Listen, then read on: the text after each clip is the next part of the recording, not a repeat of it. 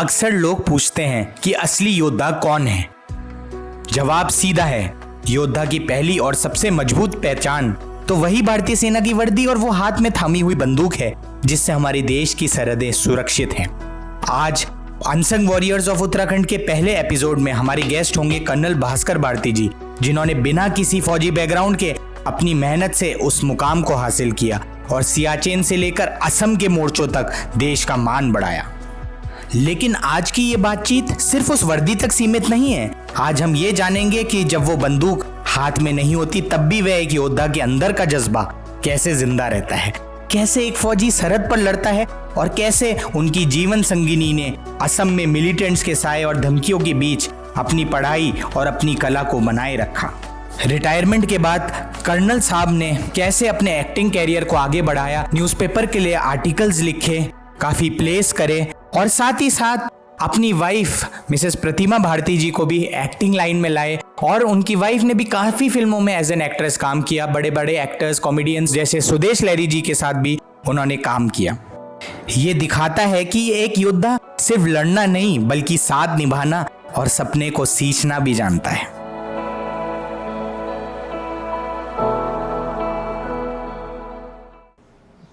नमस्कार दोस्तों, स्वागत है आपका अनसंग वॉरियर्स ऑफ उत्तराखंड के पहले एपिसोड में। आज हमारे साथ मौजूद हैं कर्नल भास्कर भारती जी और प्रतिमा भारती जी। बहुत बहुत धन्यवाद मैम, बहुत बहुत धन्यवाद सर टाइम देने के लिए, हमें इनवाइट करने के लिए और हमारा इंटरव्यू लेने के लिए धन्यवाद। It's an honour. सर मेरा ये सवाल है, जैसे आपने बताया था आपके फादर ओएनजीसी में थे जी और आपका कोई फैमिली बैकग्राउंड नहीं था, तो आपको ऐसा क्या इंस्पिरेशन मिली कि आप आर्मी ज्वाइन करें? मुझे सच में लगता है कि हमारे देश में हर बच्चा जो है वो डिफेंस फोर्सेस से बहुत इम्प्रेस रहता है। तो मैं जिस स्कूल में पढ़ता था उसके पास इंडियन मिलिट्री एकेडमी है, तो केंद्रीय विद्यालय FRI। सो वहाँ से कैडेट्स को देखकर काफ़ी मोटिवेशन मिलता था। तो वही मुझे लगता है कि वहाँ से एक इंस्पिरेशन मिली और फिर हमने नेशनल डिफेंस एकेडमी का फॉर्म भरा और फिर सिलेक्शन हुआ। और आपकी पहली पोस्टिंग सियाचिन में थी? मेरी बिल्कुल पहली पोस्टिंग 1989 में मैं सियाचिन ग्लेशियर में मेरी पोस्टिंग हुई। नदर्न ग्लेशियर जो कि सबसे डिफ़िकल्ट बैटलफील्ड, हाईएस्ट बैटलफील्ड माना जाता है। उसका एक इंसिडेंट बताया था आपने। वहाँ पर मैं नया पोस्टेड हुआ था, तो नया खून नया जोश। तो वहाँ पर एक स्नो स्कूटर पोस्ट में था और मुझे पेट्रोलिंग के लिए 15-20 किलोमीटर बर्फ़ में पैदल चलना था, लेकिन सुबह 4 बजे निकलना था। तो मैं थोड़ा सा उस चांस लेते हुए स्नो स्कूटर में चला गया था 15-20 किलोमीटर की जो पेट्रोलिंग थी, जो कि हाईएस्ट पॉइंट था वहाँ का इंदिरा कोल, जो कि करेक्ट नहीं था। मैंने बिना परमिशन के मैं गया था। ऐसी जगह पे वो स्नो स्कूटर पहुँचा जो कि हाईएस्ट मोटरेबल प्लेस थी, तो वो अलाउड नहीं था क्योंकि वहाँ पे कोई रूट मार्क नहीं था। सो रिस्क ज़्यादा था। सो ये एक इंसिडेंट है जो कि मुझे लगता है कि मुझे नहीं करना चाहिए था। लेकिन आपका तब नया जोश था, युवा जोश। बिल्कुल बिल्कुल, वो जोश सब में रहता है। उसके बाद आपकी पोस्टिंग असम में हुई थी और जब आपकी मैरिज हुई थी शायद तब आप असम में ही पोस्टेड थे। मेरी मैरिज हुई तो मैं उस समय शाहजहांपुर में पोस्टेड था और पंजाब में हमारा डिप्लॉयमेंट था। फिर इमीडिएटली उसके 6 महीने बाद हम लोग मूव किए असम में और वहाँ से मेरी वाइफ असम में रही, तेज़पुर डिस्ट्रिक्ट में, और वहाँ से लेकिन हमारी यूनिट को नागालैंड मूव कर दिया गया था ऑपरेशंस के लिए। और आप मैम ने शायद ग्रेजुएशन असम में ही कंप्लीट करी थी? हाँ, कंप्लीट किया, मतलब फॉलो उसी में ही किया। इनिशियली मैंने ग्रेजुएशन में ही थी, तो जब मेरी मैरिज हो गई तो मैं अपना स्टडीज़ कंटिन्यू करना चाहती थी, तो मैंने इंदिरा गांधी ओपन यूनिवर्सिटी से असम में हम लोग थे और ये लोग डिप्लॉय हो गए थे नागालैंड में, और हम लोगों को थ्रेट था कि भाई हम लोग बाहर नहीं निकल सकते, अगर निकलेंगे तो मतलब टेररिस्ट ने पहले ही थ्रेट दे रखा था कि फैमिलीज़ को हम लोग टारगेट करेंगे। तो मेरा ये हो गया था कि आप नहीं जा सकते बाहर अपना एग्ज़ाम देने के लिए, और मेरा सेंटर गुवाहाटी में था जबकि हम तेजपुर डिस्ट्रिक्ट के पास रह रहे थे। तो मेरे को लगा कि पहले एक बार ही छूट गई मेरी ग्रेजुएशन, अब दोबारा से अब शुरू हो रही है और फिर से अगर मैंने एग्ज़ाम ना दिया तो मैं नहीं कर पाऊँगी। तो मैं खूब रोई बेसिकली। तो इनको भी फ़ोन पे जब पता लगा तो इन्होंने अपने जो कमांडिंग ऑफिसर है उनसे बात करी, तो उन्होंने स्पेशल एक NCO मेरे लिए भेजा। मेरे साथ में छोटी लैब में बेबी भी थी, बेटी थी मेरी, तो हम लोगों को वहाँ पे लेके गए गुवाहाटी में। मैंने गुवाहाटी में अपना एग्ज़ाम दिया और वो भी बड़ा प्यारा सा मतलब एक्सपीरियंस, कोई मतलब आर्मी में नहीं है तो वो नहीं कर सकता ये एक्सपीरियंस जो मैंने किया, कि एग्जामिनेशन सेंटर में कोई बाहर वाला तो अलाउड होता नहीं है, लेकिन क्योंकि वो फौजी थे एनसीओ जो मेरे साथ गए थे तो उनको उन्होंने अलाउ किया। तो बेटी भी साथ में गोदी की मैं लेके गई थी, तो कॉरिडोर में उसके साथ में घूमते रहते थे और मैं अंदर एग्ज़ाम देती थी। तो ऐसे करके मैंने अपना फर्स्ट ईयर इनफैक्ट जो दोबारा से शुरू करी थी मैंने ग्रेजुएशन, तो फिर मैंने वो ऐसे शुरुआत करी कि ताकि आगे भी कंटिन्यू हो पाए।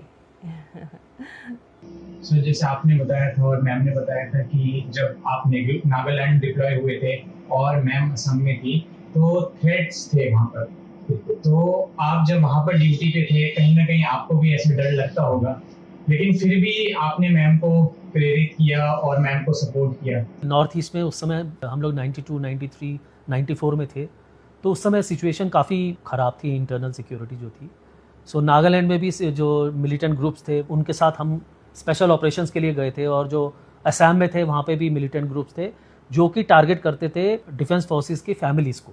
तो हमें डर तो रहता था, लेकिन जो लेडी होती है, फौजी की वाइफ होती है, वो खुद उसमें एक इतना हिम्मत आ जाती है और एक कॉन्फिडेंस रहता है उनको कि वो आर्मी ऑफिसर की वाइफ हैं और वो हैंडल कर सकती हैं इस सिचुएशन को। बड़ा दुख होता है कि अक्सर हम जो हैं फीमेल्स को टारगेट करते हैं और ऐसे केसेस में जो टेररिस्ट ग्रुप्स हैं वो ऐसे थ्रेट्स देते हैं, उसके बावजूद मैम ने हिम्मत जताई। मैम आपको ऐसी क्या मोटिवेशन थी और कि आपको भी करना ही करना है? जैसे मैं काफ़ी इंटेलिजेंट स्टूडेंट होती थी शुरू से ही, हमेशा से ही कोई ना कोई पोजीशन होल्ड करती थी, लेकिन शादी जल्दी होने से फिर एकदम से मैंने कंसीव कर लिया तो मेरी पढ़ाई छूट गई। तो मेरे को ऐसे लगता था कि ग्रेजुएशन तो एक बहुत ही बेसिक चीज़ है, कि मैं इतनी इंटेलिजेंट होके और मैं अभी अनपढ़ की कैटेगरी में आ गई, मुझे ऐसी सी फीलिंग आने लगी थी। तो मुझे बहुत बुरा लगता था देख के कि जो मुझसे मतलब कम थे वो लोग आगे करने लग गए हैं, पढ़ाई अच्छी कर रहे हैं, पोस्ट ग्रेजुएशन कर रहे हैं और वो सब। तो मेरे को लगा कि नहीं, मेरे को करनी है पढ़ाई। तो मैं करना चाहती थी, इसलिए। बहुत अच्छी बात है और आपने एक अच्छा संदेश दिया समाज को। सर मैं ये पूछना चाहूँगा, आपके हिसाब से एक योद्धा की परिभाषा क्या है? योद्धा वो होता है जो कि ज़रूरी नहीं है कि वो यूनिफॉर्म पहने, जो यूनिफॉर्म पहन लेते हैं उनके लिए तो वो एक बहुत ही मिशन बन जाता है, वो देश के लिए अपना जीवन जीते हैं उस समय। लेकिन उसके अलावा भी जो हर फील्ड में, चाहे वो समाज में हैं, चाहे वो मीडिया में हैं, चाहे वो स्टूडेंट्स हैं, चाहे वो कोई इशू बेस्ड मूवमेंट चलाते हैं या कोई क्वेश्चन करते हैं कोई गलत चीज़ के ऊपर, किसी भी चीज़ पे, चाहे वो लोकल एडमिनिस्ट्रेशन है या गवर्नेंस है या आसपास के एनवायरनमेंट में कुछ गलत हो रहा है, उसको क्वेश्चन करना ही एक अच्छे योद्धा की निशानी है, मुझे ये लगता है। मैम आपके हिसाब से योद्धा की परिभाषा क्या है? क्योंकि मैं पूरा टाइम हाउसवाइफ रही हूँ तो मैं उसी कॉन्टेक्स्ट में बता सकती हूँ। तो मेरे हिसाब से ज़िंदगी में बहुत मुश्किल टाइम्स भी आते हैं, हर डिफ़िकल्ट सिचुएशन से जो हंसते हंसते निकल जाए उसको योद्धा कह सकते हैं। जी बिल्कुल सही बात है, और कई बार हम हाउसवाइफ को इग्नोर कर लेते हैं और मेरे हिसाब से एक हाउसवाइफ भी बहुत अच्छी योद्धा होती हैं और वो भी एक वॉरियर ही हैं अगर देखा जाए। हम अक्सर हाउसवाइफ को इग्नोर करते हैं, उनके काम को इग्नोर करते हैं, लेकिन जब हम वो काम करते हैं तब हमें एहसास होता है कि वो भी एक प्रोफेशन ही है। डिफेंस फोर्सेस के जो लोग हैं वो बॉर्डर पे जब लड़ाई कर रहे हैं या डिफेंड कर रहे हैं अपने देश को, तो लेडीज़ अकेली हैं और उनके इतनी रिस्पॉन्सिबिलिटीज़ हैं, वो बच्चों को रेयर कर रही हैं, उनके एजुकेशन, उनके अपब्रिंगिंग, तो वो अकेले करती हैं सिंगल हैंडेडली। फिर घर मैनेज करना और आसपास के सोशल रिस्पॉन्सिबिलिटीज़ को पूरा करना, तो वो एक तरह का वन मैन आर्मी होती है। सो वो एक्चुअल में योद्धा कह सकते हैं। सर और मैं तो ये भी कहूँगा कि आप जब रिटायर हुए उसके बाद आप फिल्म लाइन में आए, आपने कई प्रोजेक्ट्स किए। जब तो इंसान रिटायर होता है तो वो सोचता है हम ऐश करेंगे, एंजॉय करेंगे, लेकिन आप अभी भी लगे हुए हैं काम करने। तो आपको ऐसे क्या इंस्पिरेशन और क्या मोटिवेशन मिलती है अपने जो सेकेंड इनिंग्स अपनी फिल्म लाइन से? प्रत्युष, रिटायरमेंट जो वर्ड है ना, ये मुझे लगता है कि ये गलत है। सो मैं उसको री अटायर समझता हूँ, जिसका मतलब कि आप नए वस्त्र पहनते हैं, री अटायर होते हैं। जैसे जनरली कहा जाता है कि age is just a number. तो आर्मी में कर्नल के रैंक में 54 ईयर्स में जब मैं रिटायर हुआ तो मुझे लगा कि 54 is no age to retire. और मेरा पैशन बचपन से क्रिएटिविटी का था, एक्टिंग का, राइटिंग का, सिंगिंग का। तो मुझे लगा कि इससे बढ़िया समय नहीं मिलेगा और सेकेंड इनिंग्स में मैं अपने पैशन को अगर फॉलो करता हूँ तो या इसी बात को मैंने ध्यान में रखते हुए धीरे धीरे हमने शुरू किया, थिएटर ज्वाइन किया, फिर छोटे छोटे प्रोजेक्ट्स मिलने शुरू हो गए और ये एक जर्नी है। हमको जर्नी में बहुत आनंद आ रहा है दोनों को। इनफैक्ट मेरी वाइफ ने भी ज्वाइन किया और तो हमें ये जर्नी बहुत अच्छी लगी। आपने काफी सारे प्लेस करे हैं साथ में। पहले से मुझे बिल्कुल नहीं आइडिया था कि मैं एक्टिंग कर सकती हूँ।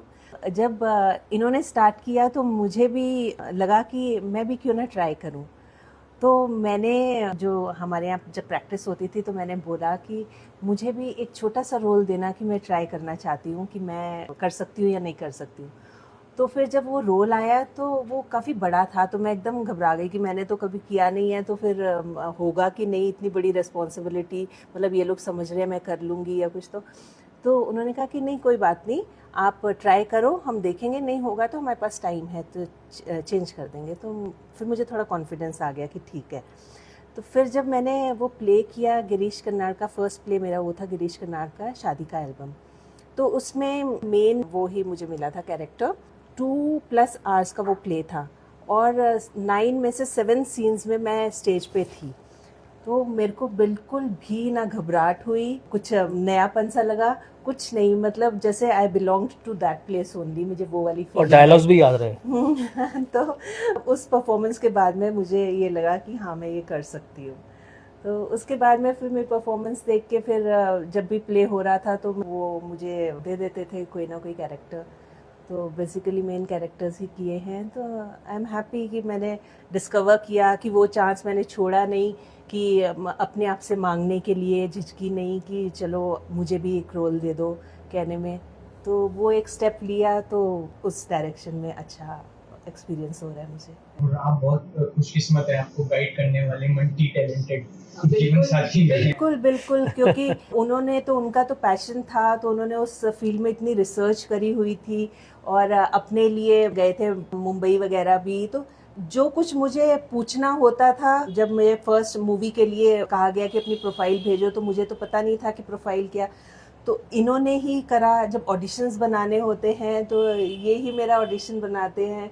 तो वो तो मैं बल्कि वो हेल्प नहीं कर पाती हूँ पूरा ढंग से लेकिन ये जर्नी में इसमें तो बहुत ज़्यादा इनका गाइडेंस बहुत ज़्यादा है। आज के देहरादून में और पुराने देहरादून में आपको अंतर क्या लगता है?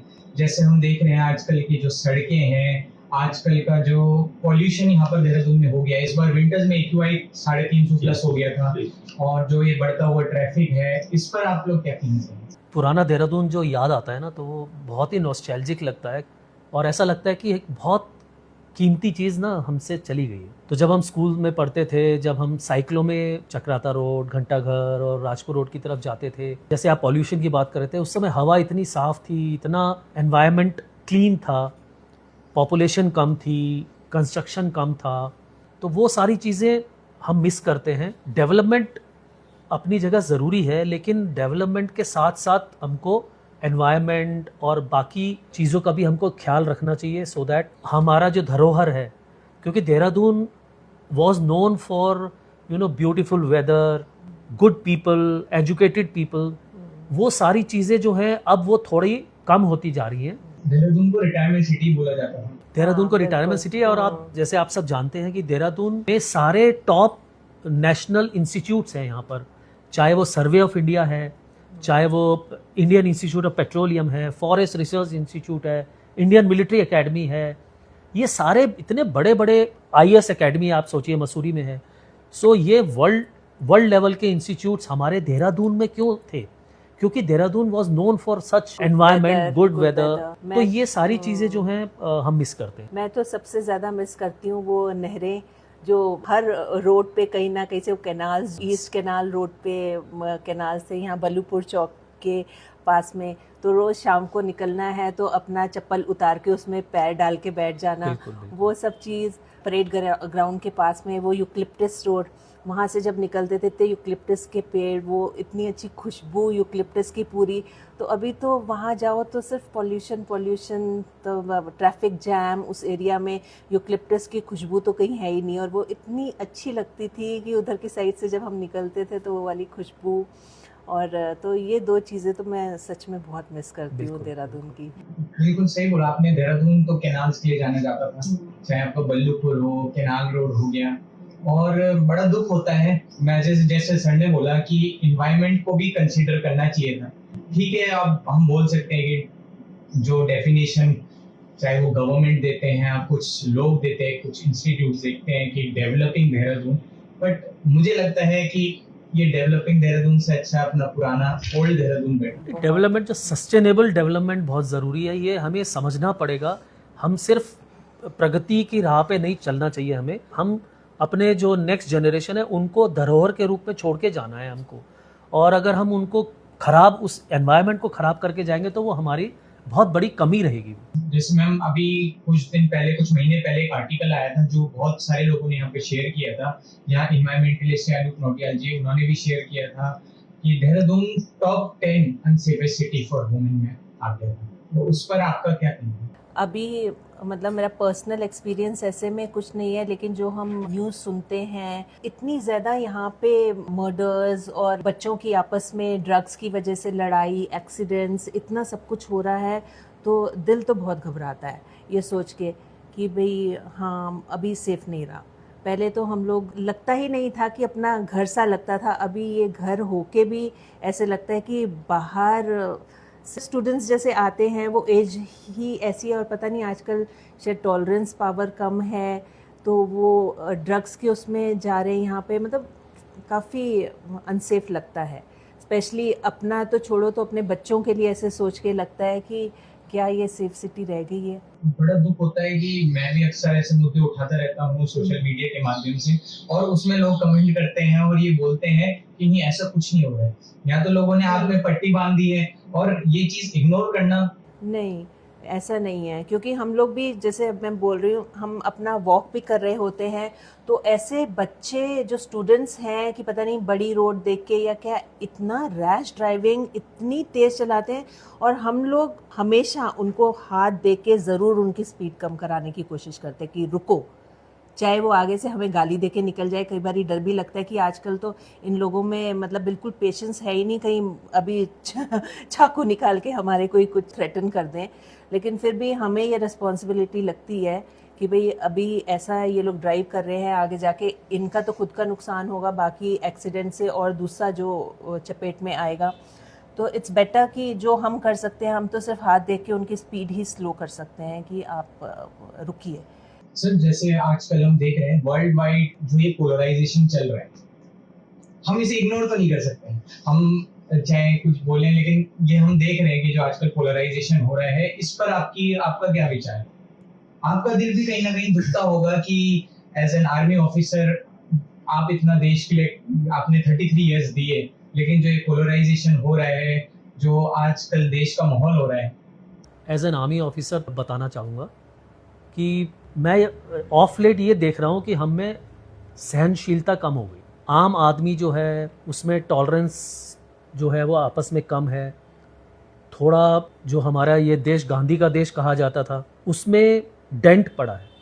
अब वो कैसे पड़ा है, वो रीजंस हमको इनवर्ड देखना है, हम सबको देखना है, बिकॉज हम सबसे ही ये समाज बन रहा है और हमारे समाज से ही ये देश बन रहा है। जो अंतर्राष्ट्रीय जो घटनाएं हो रही हैं वो हमारे ऊपर असर डालती हैं, लेकिन जो इंटरनल घटनाएं होती हैं, चाहे वो क्राइम है, चाहे वो पॉल्यूशन है, चाहे वो अनसस्टेनेबल डेवलपमेंट है या ट्री कटिंग्स हो रही हैं, मुझे ये विश्वास है कि पक्का स्टडीज़ होने के बाद ही हम कोई इतने बड़े बड़े प्रोजेक्ट्स करते होंगे और पेड़ों की कटिंग होती होगी। लेकिन जब मैं ज़मीन पे जाके देखता हूँ तो मुझे लगता है कि इसकी इतनी कोई ज़रूरत नहीं थी। तो मतलब हमें समझ नहीं आ रहा है कि डेवलपमेंट से हमको इतना क्या मिल जाएगा, क्योंकि आपने बड़े बड़े जगहों में देखा, चाहे वो स्विट्ज़रलैंड है, चाहे वो यूरोपियन कंट्रीज़ हैं, छोटी छोटी कंट्रीज़ हैं, इतनी साफ़ सुथरी हैं और इतना उसमें डेवलपमेंट नहीं हुआ है। वो क्यों? क्योंकि वो एनवायरनमेंट को प्रिजर्व करना चाहते हैं। अब हमारे देश में अभी वो डेवलपमेंट की एक राह पे चल रहा है और वो चलना भी चाहिए, लेकिन मैं चाहता हूँ कि ये इसको बैलेंस हो। प्लस जो हमारे आपस में जो सामाजिक सामंजस्य जो बोलते हैं, जिसे आपस में हम पहले जो भाईचारे की बात करते हैं, जो हम एक सेक्युलर कंट्री की बात करते हैं, हमको उन वैल्यूज़ के ऊपर जो कि हमारे कॉन्स्टिट्यूशन में हमारा प्रियम्बल ही है, अगर हम उसको नज़रअंदाज अगर हम करेंगे तो वो हमारे देश के लिए, हमारे देश की जो आत्मा है उसके लिए बिल्कुल सही नहीं है।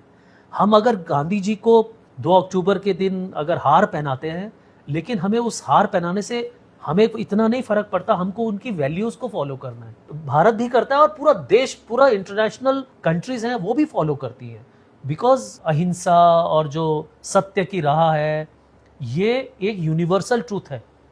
और वो जो डेवलप्ड लोग हैं, जो हम लोग पुराने ज़माने में या पाषाण काल में जो लोग होते थे, आज के ज़माने में कितना डिफरेंस आ गया है।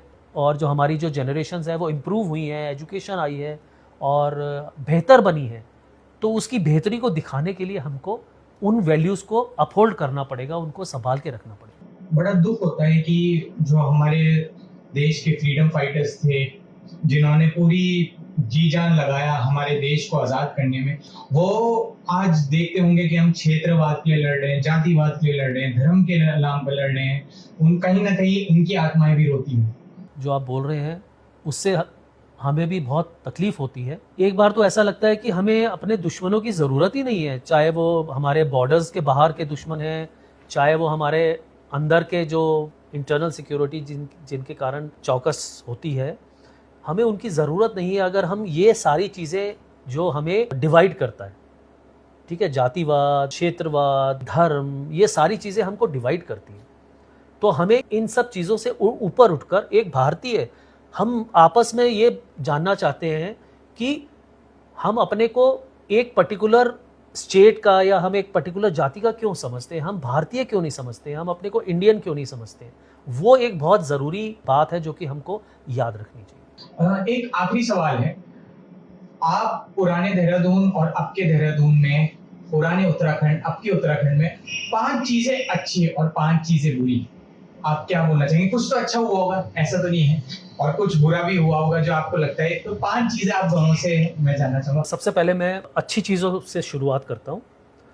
जो पहले का समय था उससे अभी हमारी प्रगति हुई है, इलेक्ट्रिसिटी जगह जगह पर पहुँची है, रोड्स जगह जगह पे छोटे छोटे गांवों तक पहुंची है, सौर ऊर्जा के ऊपर काफ़ी काम हुआ है, किसानों को काफ़ी मदद मिली है, हमारे समाज के जो मज़दूर हैं या वर्कर्स हैं उनकी भी लाइफ में बेटरमेंट हुआ है। फॉर एग्जांपल, चाहे वो यूपीआई पेमेंट्स हैं, एक सब्ज़ी वाले के पास भी पेमेंट ऐप्स होती हैं, ये हमारी पॉजिटिविटीज़ हुई हैं, हमारे डेवलपमेंट हुआ है, चाहे वो आप देश बोलें, चाहे वो हमारा उत्तराखंड बोलें या हमारा देहरादून बोलें। कुछ कमियां हैं जो कि हमको उसके ऊपर सजग रहना चाहिए, जैसे कि एनवायरनमेंट है जिसमें पेड़ों की कटाई जो है, जंगल्स को हम लोग प्रिजर्व करना नहीं चाहते हैं, उसमें हम कोशिश करते हैं, एनक्रोचमेंट होती है। उसके बाद जो गंदगी, पॉल्यूशन जो हो रहा है, या नदियों में जो गंदा पानी और वो सब बहता है, और जितने भी हमारी ड्रेनेज होती हैं वो ब्लॉक होती हैं, तभी फ्लड्स आते हैं।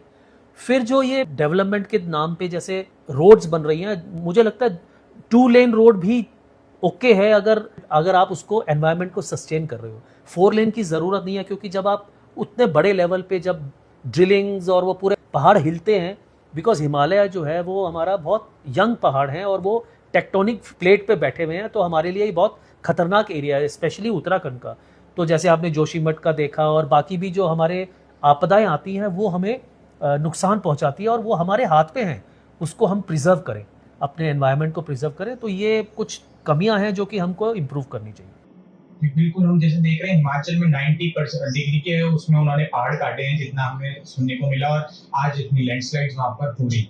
तो मेरे हिसाब से अच्छी चीज़ें, जैसे पहले यहाँ पे हायर एजुकेशन के लिए कुछ स्कोप नहीं था, जब हम स्कूल में पढ़ते थे हायर एजुकेशन के लिए बाहर जाना पड़ता था। यहाँ पे काफ़ी अच्छी यूनिवर्सिटीज़ आ गई हैं।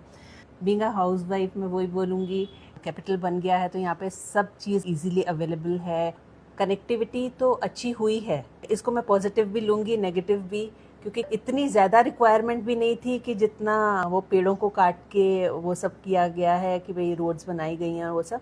और बुरी चीज़ें बताऊँ बुरी बता दी आपने। साथ साथ बुरा भी बता दिया। सबसे ज़्यादा बुरा तो वही कि जो एनवायरनमेंट की हानि हो रही है, पेड़ वेड़ कट गए हैं, ये सारे कैनाल्स को ढक दिया गया है, तो जो इतना अच्छा ठंडा मौसम होता था, अभी इतनी गर्मी होती है कि पहले कभी ऐसी नहीं पड़ती थी गर्मी। सर एज एन एक्टर आप क्या टिप्स देना चाहेंगे और ऐसे लोगों से क्या कहना चाहेंगे जो लेट एक्टिंग स्टार्ट करते हैं, या ऐसे लोगों को आपकी क्या राय रहेगी, क्या टिप्स रहेंगी? मैं सबसे पहले तो ये अपना टिप देना चाहूँगा कि कोई भी जिसको शौक़ है या पैशन है वो उसको अपना पैशन फॉलो ज़रूर करना चाहिए, नंबर 1।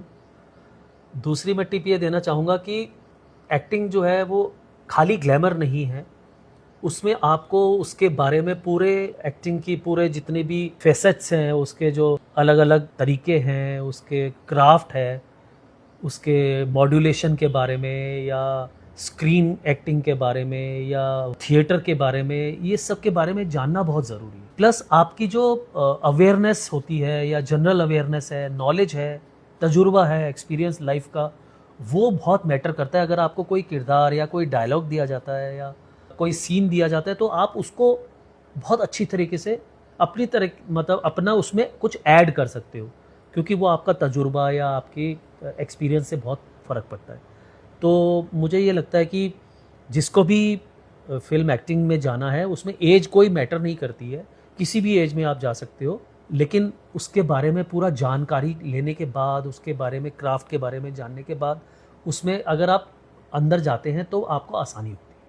बिल्कुल, एक्टिंग एक आर्ट है जो सीखनी होती है। बिल्कुल। मैम आप ऐसे लेडीज से, ऐसे हाउसवाइफ से क्या कहना चाहेंगे, क्योंकि आपकी जो जर्नी रही है बहुत रोलर कोस्टर रही है। आपने ग्रेजुएशन कंप्लीट किया, आपने फैशन डिजाइनिंग का 1 ईयर का कोर्स किया, और अब आपने इस एज में जाकर भी आपने एक्टिंग सीखी। कुछ हाउसवाइफ होती हैं जो ये सोच बैठती हैं कि वो कर नहीं पाएंगी, आप ऐसे लोगों के लिए, ऐसे हाउसवाइफ के लिए क्या कहना चाहेंगे? मैं कहूँगी कि जो भी आपके सामने अपॉर्चुनिटी आती है, just give it a try. और आपके पास एक स्ट्रेंथ है, आपकी एज, आपके एक्सपीरियंसेस, तो आप उन एक्सपीरियंसेस से आप एक स्टेप आगे हैं। तो आप ये मत सोचिए कि आपने ये कभी किया नहीं है, ये आप सारी चीज़ें गैदर कर रहे थे ऑल योर लाइफ टाइम।